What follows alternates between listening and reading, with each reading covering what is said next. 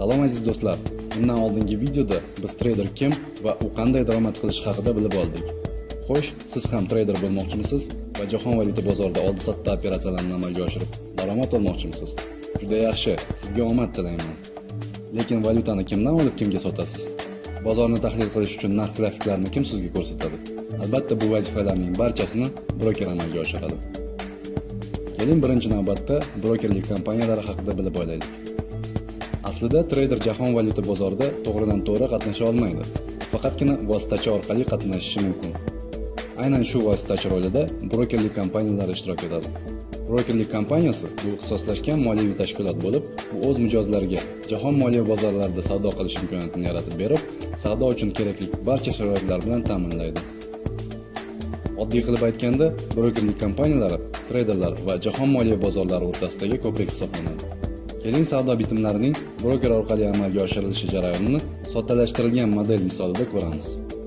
Savdolar maxsus serverlar orqali amalga oshiriladi va savdo bitimlarini amalga oshirish uchun traderga maxsus dasturiy ta'minot, savdo terminali taqdim etiladi. Trader savdo bitimini tuzish uchun maxsus dastur, savdo terminali orqali brokerga buyurtma yuboradi.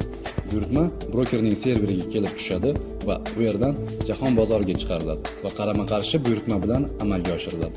Bu jarayon uchun atigi 1 soniya yetarli bo'ladi. Taqdim etilayotgan barcha xizmatlar uchun brokerlik kompaniyasi mijozning har bir bitimidan komissiya to'lovi undiradi. Ushbu komissiya traderning daromadiga nisbatan juda kichik miqdorda bo'ladi. Shuning uchun xavotirga umuman o'rin yo'q. Barcha to'lovlar haqqoniy. Siz jahon valyuta bozorida trader sifatida ishtirok etishingiz uchun albatta brokerlik kompaniyasidan ro'yxatdan o'tishingiz shart. O'z mijozlariga xizmat ko'rsatish jarayonida brokerlik kompaniyasi bir qator muhim vazifalarni bajaradi. Mijozlarni valyuta bozorini tahlil qilish va savdo operatsiyalarini amalga oshirish uchun mo'ljallangan dasturiy ta'minot, savdo terminali bilan ta'minlaydi. Savdo aktivlarining bozor kotirovkalarini, ya'ni hozirgi ayni damdagi narxini yetkazib beradi. Mijozning savdo bitimlarini jahon bozoriga olib chiqadi. Mijozlarga kredit taqdim etadi. Ya'ni har bir mijoz brokerdan kredit olib, kredit mablag' evaziga savdo qilishi va buning natijasida ko'proq daromad olishi mumkin. Siz brokerlik kompaniyasidan ro'yxatdan o'tganingizdan so'ng siz uchun alohida savdo hisob varag'i ochiladi. Savdolarda qatnashish uchun siz ushbu hisob varag'ini mablag' bilan to'ldirishingiz kerak bo'ladi. Ushbu savdo varag'ini siz savdo terminali orqali boshqarishingiz mumkin. Savdo terminalining tegishli bo'limida sizning hisobingizdagi mablag'lar, hozirgi ochiq bitimlar va savdolarga tegishli boshqa ma'lumotlar aks etadi.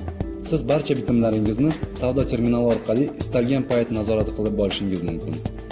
Ha aytgancha, savdo terminalining mobil versiyalari ham mavjud. Mobil terminalda ham siz oldi-sotdi operatsiyalarni amalga oshirishdan tashqari barcha boshqa funksiyalardan to'laqonli foydalanishingiz mumkin.